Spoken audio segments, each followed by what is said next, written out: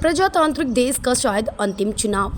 नर्मदापुरम संसदीय क्षेत्र से कांग्रेस प्रत्याशी संजय शर्मा के चुनाव प्रचार को लेकर तेंदुखेड़ा पहुंचे राज्यसभा सांसद एवं वरिष्ठ अधिवक्ता विवेक कृष्ण तनखा ने पत्रकारों के सवालों पर अपने जवाब में स्पष्ट किया कि शायद यह प्रजातांत्रिक देश का अंतिम चुनाव होगा। आगे फिर कभी शायद चुनाव ही नहीं होंगे, केवल भाजपा ही चुनाव लड़ेगी। जिस तरह से एजेंसियों का दुरुपयोग किया जा रहा है वह लोकतंत्र के लिए सबसे बड़ा खतरा है। अघोषित आपातकाल लगा दिया गया है।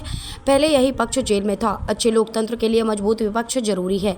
कांग्रेस की नीतियों को युवाओं के माध्यम से जन जन तक पहुंचाएंगे। मितेंद्र सिंह पत्रकारों से चर्चा करते हुए युवक कांग्रेस के नवनियुक्त अध्यक्ष मितेंद्र सिंह ने पत्रकारों से चर्चा करते हुए स्पष्ट किया कि मुझे जो जिम्मेदारी मिली है मैं युवक कांग्रेस के माध्यम से जन जन तक कांग्रेस की नीतियों और राहुल गांधी की बात को हर घर तक पहुंचाने का काम करेंगे। दोनों नेता तेंदुखेड़ा में कार से चलकर होशंगाबाद संसदीय क्षेत्र में चुनाव प्रचार में यहां पहुंचे थे।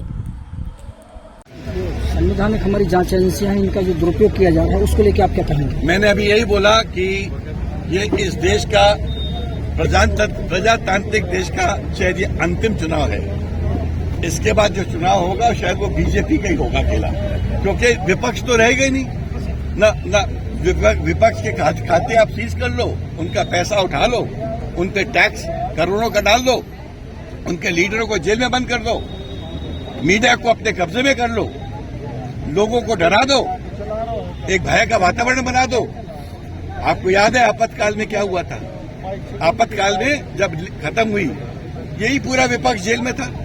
जब विपक्ष बाहर निकला ना उसके पास पैसा था, ना सामग्री थी, ना सामर्थ्य था, मगर जनता और जनतंत्र ने उसको रक्षा की और एक नई ऊर्जा से एक नई सरकार आई। इसी तरह इस अघोषित आपातकाल का हमको जवाब देना पड़ेगा। हमको जनतंत्र और लोकतंत्र को वापस लाना पड़ेगा।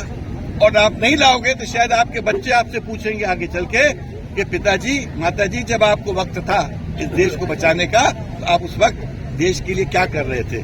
आपने इस जनतंत्र को लोकतंत्र को खत्म कर दिया। इसके बाद अब देश में फिर ना तो संविधान रहेगा ना कोई कानून की दुनिया रहेगी। Thank you sir. एक मिनट